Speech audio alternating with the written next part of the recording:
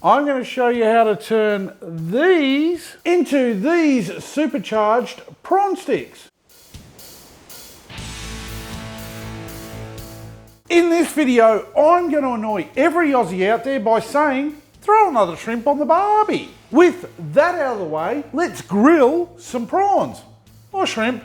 Firstly, grab some twigs of fire and soak them in some water for at least an hour before kneading them. This will hopefully help them stop from catching on fire and burning your house down in a blaze of glory. Now, no matter whether or not you're using prawns or shrimp, and yes, there's a difference, you're going to need to glove up.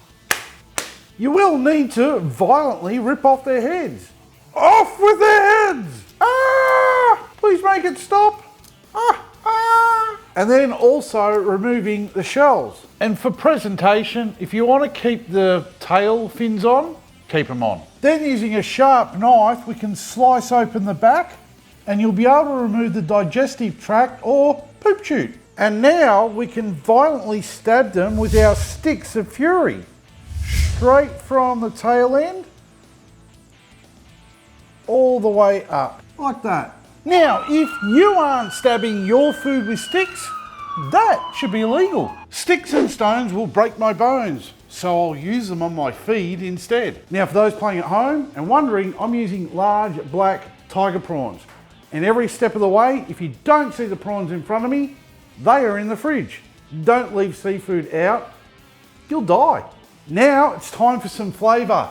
Into a bowl or a container of your choosing, you want to add the following ingredients. 1 tablespoon of lemon juice, 2 tablespoons of olive oil, 1 teaspoon of garlic powder, 2 teaspoons of smoked paprika, half a teaspoon of salt, 1/4 teaspoon of black pepper, and 1/4 teaspoon of cayenne pepper.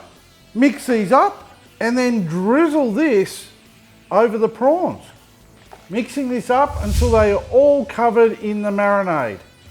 And then these can go in the fridge until you need them. Or leave them out and get salmonella poisoning. Choice is yours. Today I'm going to be using my Weber Go Anywhere, or GA as they're known, and I'm going to be pairing it up with Heat Beads Lump Charcoal, because I want to be cooking with direct heat today. How I'll do that is by removing the lid. We won't need that for today's cook. We may as well take the grill off now as well. Then we can open up the bottom vents because we want to allow as much oxygen to the fuel as possible. And then I'll half fill a chimney starter with lump charcoal. I'll light it up, and once it's fully alight, I'll dump that into the GA. Then, using an old pair of tongs, I'm just going to spread the charcoal out so we get even heat throughout. And then carefully place my grill back in, and we'll let that warm up for 10 minutes. And after 10 minutes, the metal on the grill would have expanded. This exposes all of the pores and opens them up. We can now oil up the cooking grate, and this is going to ensure that we have a non-stick cooking surface, as that oil is going to fill up all of those pores. That non-stick tip was pretty good. You are learning while drinking. Imagine how smart you'd be if they let you drink back in school. It's shout out time, and this week's shout out has to go to a guy who goes by the name on YouTube of Jeremy Lowe 2309. Why? Because on my recent Christmas ham burnt ends video, Jeremy stated, "This guy is weird. Looks like he's reading cue cards the whole time." Go fuck yourself, San Diego. Thanks, Jeremy.